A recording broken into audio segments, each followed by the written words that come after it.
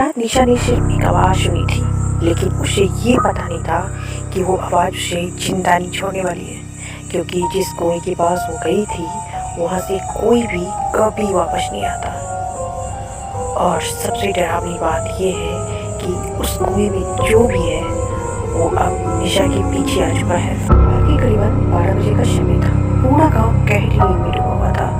हवा में जैसे नमी थम गई थी और चारों तरफ ऐसा सन्नाटा था कि मानो अपनी सांस की आवाज़ तक साफ सुनाई दे रही थी। लेकिन उस गांव के किनारे बने एक पुराने घर में 20 साल की लड़की निशा जाग रही थी। निशा पिछले कुछ दिनों से अजीब चीज़ें महसूस कर रही थी। उसे लगता था कि कोई उसे देख रहा है, हर वक्त हर जगह। उसके घर के पीछे एक बहुत ही पुराना कुआं था, सूखा, टूटा फूटा और बेहद डरावना। गाँव वाले कहते थे उस कुएं में कई साल पहले एक लड़की गिरकर मर गई थी और उसकी आत्मा आज भी वहीं भटक रही है।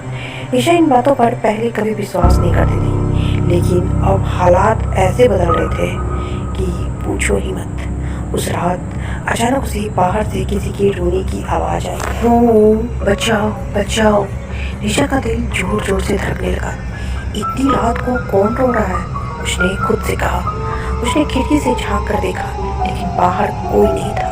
तभी फिर वही आवाज़ आई, इस बार थोड़ी साफ थी, निशा मुझे बाहर निकालो। निशा के पैर जैसे थम गए। ये मेरी आवाज़ कैसे जानती है?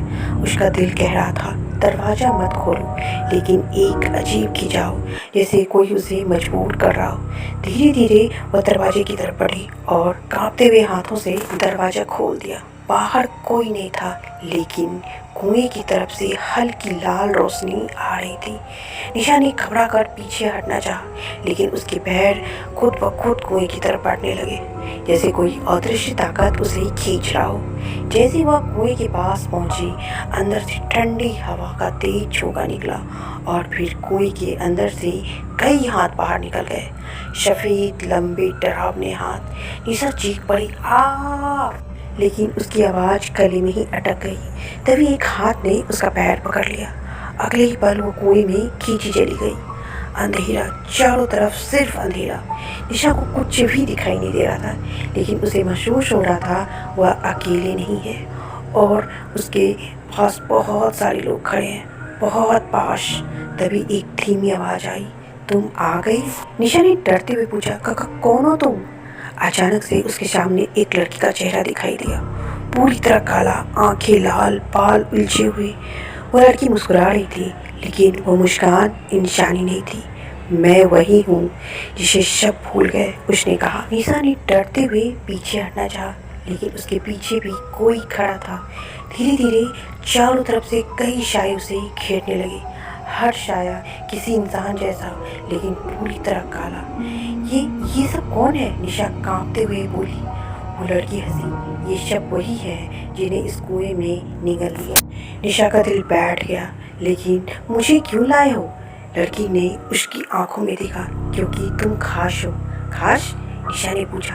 हाँ, तुम देख सकती हो, सुन सकती हो, महसूस कर सकती हो, जो बाकी नहीं कर सकती। निशा ने अचानक उसके पीछे कुछ दिनों से सारी बातें याद आ गई।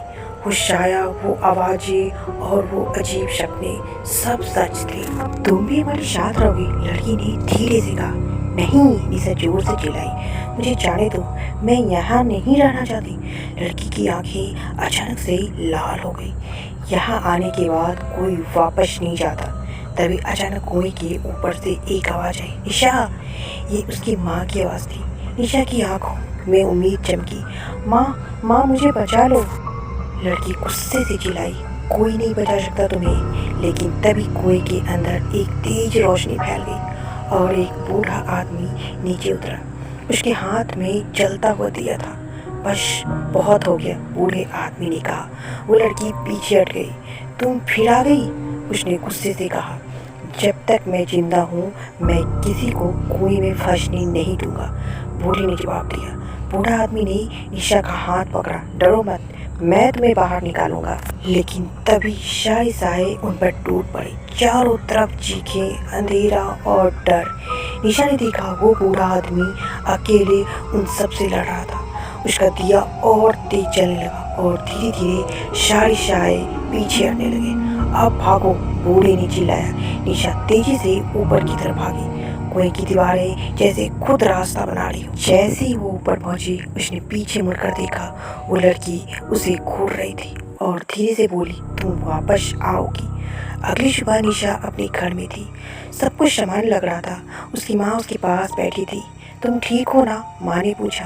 निशा ने सिर हिलाया। हाँ, लेकिन उसके मन में एक डर अभी भी जिंदा था। रात को जब सब सो गए, निशा की आंख अचानक खुल गई। उसे लगा जैसे कोई उसे देख रहा है।